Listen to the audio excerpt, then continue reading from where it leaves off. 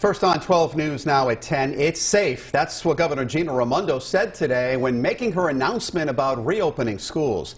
Good evening, I'm Mike Montecalvo. And I'm Shannon Heggie. She told parents and educators that all the school districts in the state, except for Providence and Central Falls, have met the metrics for a safe reopening, and that's what she expects them to do. 12 News reporter Erica Ritchie is live in East Providence with more. Erica? Well, Mike, Shannon, the governor says that more than a dozen swab sites are going to be set up across this state strictly to test students and school staff. She says that all the school districts have secured adequate supplies, and the state is going to back them up on that, by the way. And she says that a walkthrough will be conducted at every single school in the state to make sure they're all COVID compliant before being allowed to reopen. And all of that, she says, gave her the confidence she needed to make her announcement today.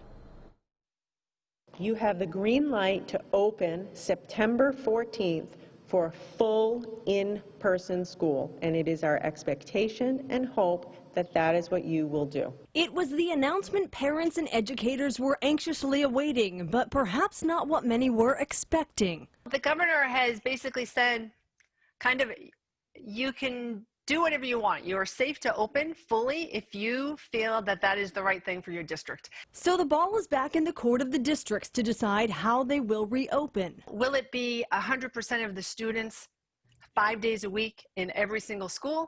That's highly unlikely. The governor suggested a phased reopening with the goal of having all students back in class by October 13th, with distance learning options still available to any families who request it. So now the ball bounces to the school committees to propose and vote on reopening plans. Many have scheduled meetings for this week to do just that, including Cumberland, who voted just last week to start the school year virtually. I think what we need to do this week is get into the details of how do we really get to a reopening, phased-in reopening. In the middle of her address on Monday, the governor paused to speak directly to private schools. Any private school that wishes to reopen for full in-person learning is cleared to do so. We had decided to do that some time ago, so it was just kind of affirming, yes, we're ready to go. And Tuesday's the big day. West Bay Christian Academy in North Kingstown is where Dr. David Greenhalgh is the head of school.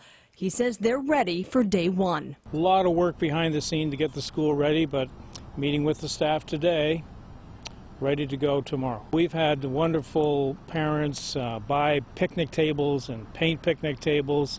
Teachers are thinking creatively of how to take advantage of being outdoors. That's a suggestion of the governor. The school has heeded many of them, Dr. Greenhalgh says, and she has vowed her support to them, to all schools. If you need a hand, call us.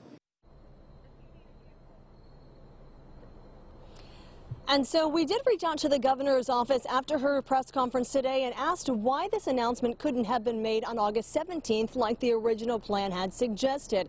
This was their response to us. They said, to be clear, we didn't delay. Our plan has always been to make the announcement 2 weeks before the first day of school. The announcement only got pushed back because the start date did.